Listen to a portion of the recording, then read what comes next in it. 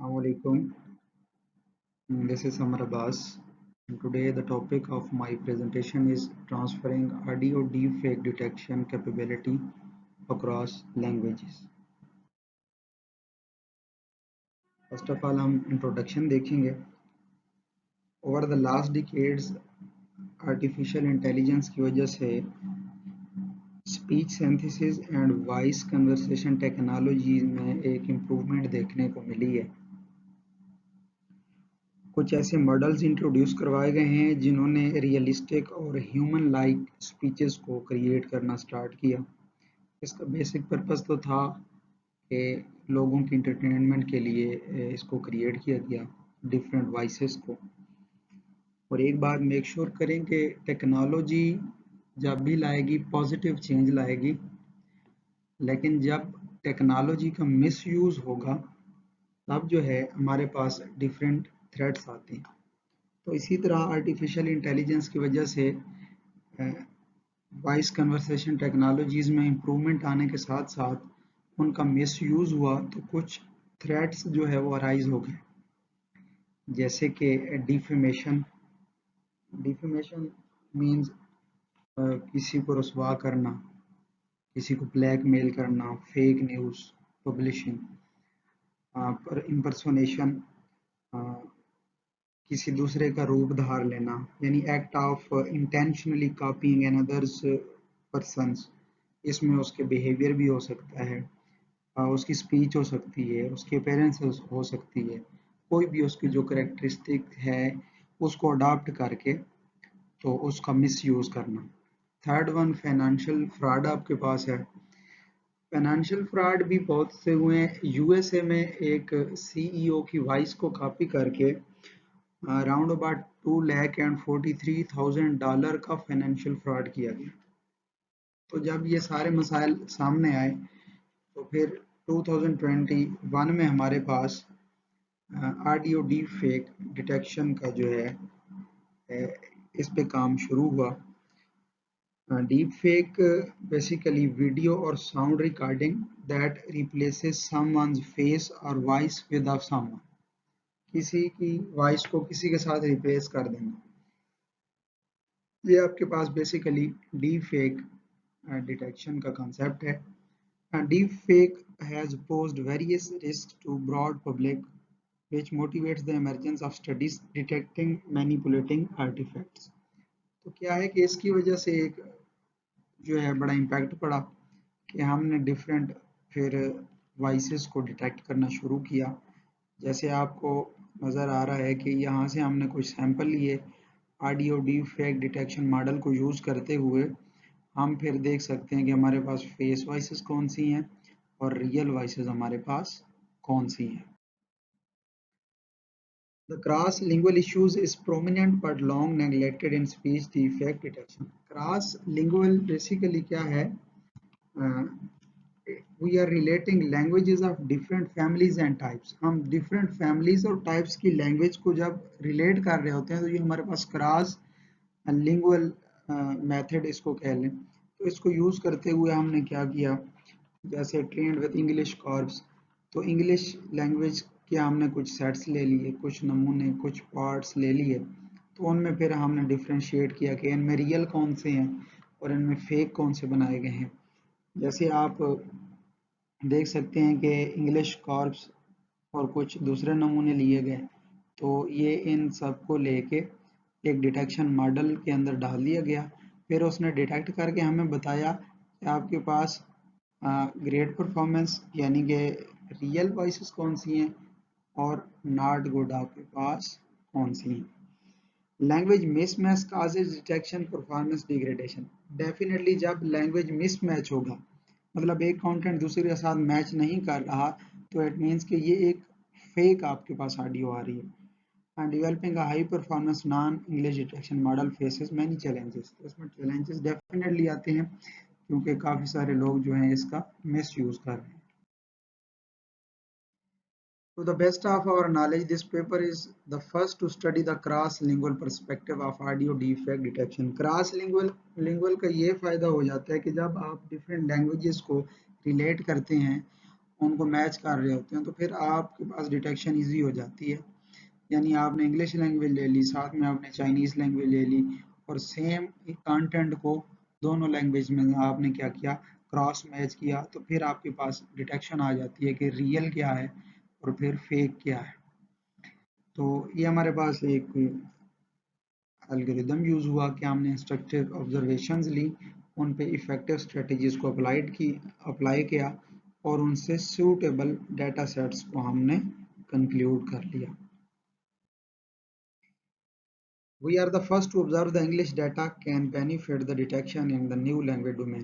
हमने क्या किया, इंग्लिश लैंग्वेज के कुछ डाटा सेट्स ले लिए और कुछ चाइनीज़ लैंग्वेज के डाटा सेट्स ले लिए, बिकॉज ये दो लैंग्वेजेस हैं जो इंटरनेशनली सबसे ज़्यादा बोली जाती हैं। तो इंग्लिश लैंग्वेज के अंदर हमने एक large quantity, high quality, many types of synthesis method, ये डाटा सेट्स की क्वालिटीज़ थी। On the other hand Chinese data sets के अंदर हमने a small quantity, a mixture of high and low quality, little types of synthesis method, हमने ये लिया। और डीप फेक डाटा रिसोर्सेज देखें आप बिफोर 2022, तो आपके पास ये शो हो रहा है कि नेम ऑफ डाटा सेट्स हैं, number of spoofing algorithm types हैं। सबसे पहले जी ऑटोमेटिक स्पीकर वेरिफिकेशन स्पूफिंग, ये जो आपके पास शो हो रहा है, इसमें ग्रेटर देन 100 एल्गोरिदम्स जो है ये अप्लाई किए गए। दैन 2019 में ऑटोमेटिक स्पीकर वेरिफिकेशन स्पूफिंग, 2019 के अंदर 13, 15 के अंदर 10, पार्शियल स्पूफिंग के अंदर 13, और आपके पास वेव फेक के अंदर 2। ये जो है ये वेव फेक जो है ना, जब आप किसी सरफेस पे मोस्टली जो है अंडर वाटर या वहाँ पे जो क्रिएशन हो रही होती है ह्यूमन वॉइस की, ये वेव फेक बेसिकली वहाँ से इस कंसेप्ट को लिया गया है। FOR फ्रेम ऑफ रेफरेंस, ये 7। SAS जो है स्टैटिस्टिकल एनालिसिस सिस्टम, ये 6 एल्गोरिदम्स लिए गए।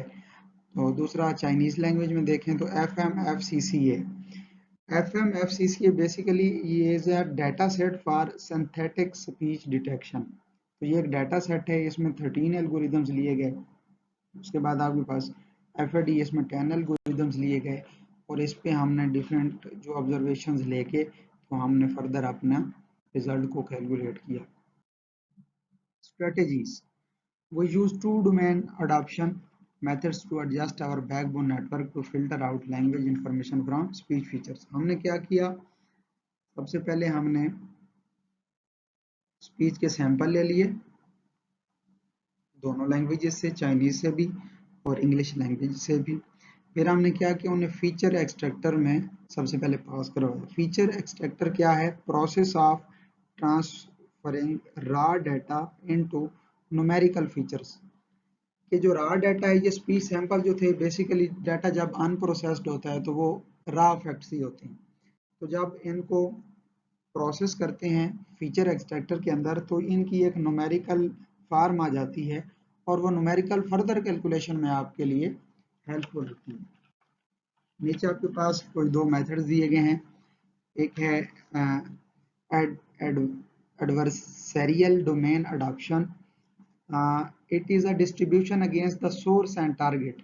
सोर्स ये हो गया और टारगेट जो आपके पास आउटपुट आएगी, तो ये इसकी जो डिस्ट्रीब्यूशन है उसके लिए कौन रिस्पॉन्सिबल है, एडवर्सरियल डोमेन अडेप्टेशन।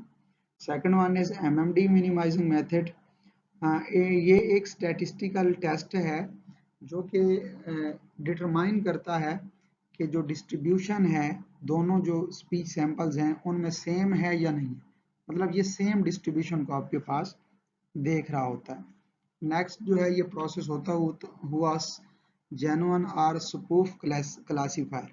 बेसिकली इसको आप एज अ फिल्टर ले सकते हैं कि यहाँ से आपको ये डिटेक्ट करके देगा कि फेस वॉइसेस कौन सी हैं और आपके पास रियल वॉइसेस कौन सी हैं। DECRO data set, DECRO basically stands for deep fake cross lingual evaluation data set. It is constructed to evaluate the influence of language differences on defect detection. Defect detection के अंदर जो है language जो है influence of language है उसके difference को evaluate करने के लिए डैक्रो डाटा सेटअप आपके पास यूज होता है।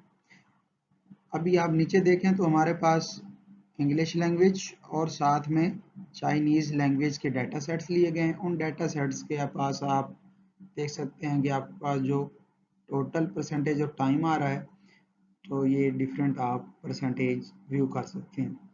Most spoken languages, the two most widely spoken ones, English and Chinese, are chosen. The spoofed speeches in the two languages are generated with the same type of synthetic algorithms. मतलब same type of synthetic algorithms को use करते हुए दो languages के data sets को लिया गया और उस पर further आपने algorithms को apply किया और results को evaluate किया.